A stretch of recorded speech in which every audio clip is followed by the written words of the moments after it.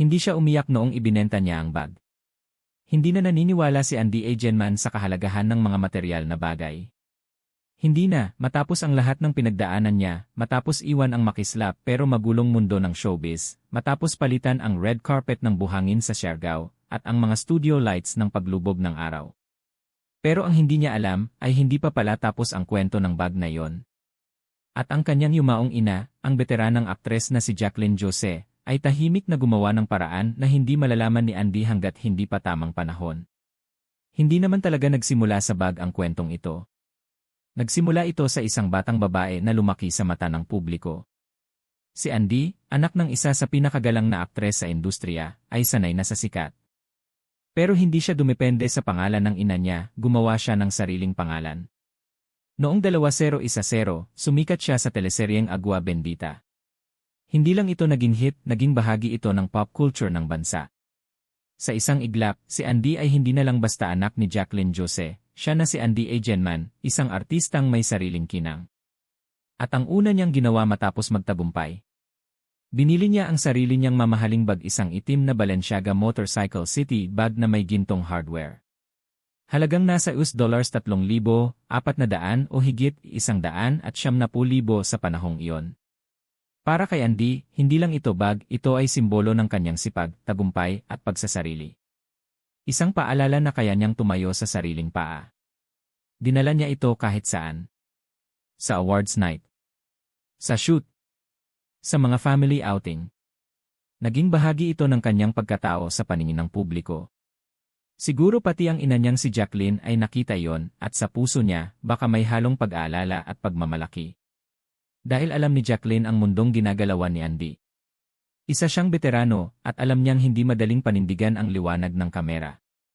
Hindi alam ni Andy noon pero balang araw mawawala ang bag na yon. Lumipas ang ilang taon. Nagbago ang buhay ni Andy. Umalis siya sa showbiz. Iniwan niya ang magulong Maynila at piniling manirahan sa Siargao kasama ang kanyang partner na si Filmar Alipayo at ang kanilang mga anak. Dito niya natagpuan ang katahimikan, ang totoong kapayapaan. Wala nang makeup. Wala nang interviews. Buhay isla na. At dito niya rin sinimulang bitawan ang mga bagay, literal at emosyonal. Isa-isa niyang ipinagbili ang kanyang mga mamahaling gamit. Mga designer clothes. Alahas. At, kabilang ang Balenciaga bag, pakiramdam niya, wala na itong saysay sa buhay niyang simple sa Siargao. Pero ang hindi niya alam, hindi pa pala ito ang huling kabanata ng bag na yon. Lumipas ang mga taon. Isang araw, habang naghahanda para sa isang family trip kasama ang kanyang mga anak, may nakita siyang kahon. Binuksan niya at napatigil. Naroon muli ang bag, parang walang nangyari. Parang hinihintay siya. Paanong nangyari yon? Sigurado siyang naibenta na niya ito. Kaya tinawagan niya ang mga kaanak at kaibigan. At dito niya nalaman ang isang lihim na halos hindi niya matanggap. Ang kanyang nanay Jacqueline pala ang muling bumili ng bag. Palihim. Tahimik. Walang sinabi kahit kailan. Hindi lang basta binili, iniuwi. Itinago. Iningatan.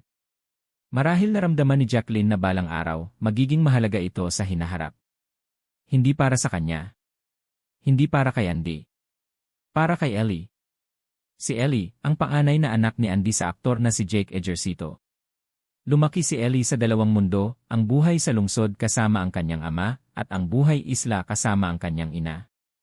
Sa kabila ng lahat, nagtagumpay sina Andy at Jake na mag-co-parent ng maayos.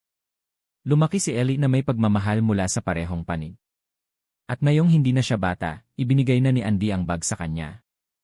Isang simpleng post sa Instagram. Walang drama. Pero sa likod ng larawang iyon, may dalang kwento.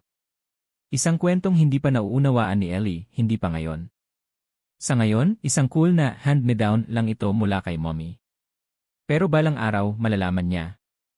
Malalaman niyang ito ang unang bag na binili ng kanyang ina gamit ang pinaghirapang pera mula sa kanyang unang tagumpay. Malalaman niyang ito ay binenta, pero lihim na binawi ng lola niyang si Jacqueline. At malalaman niya na ang simpleng bag na ito ay tulay.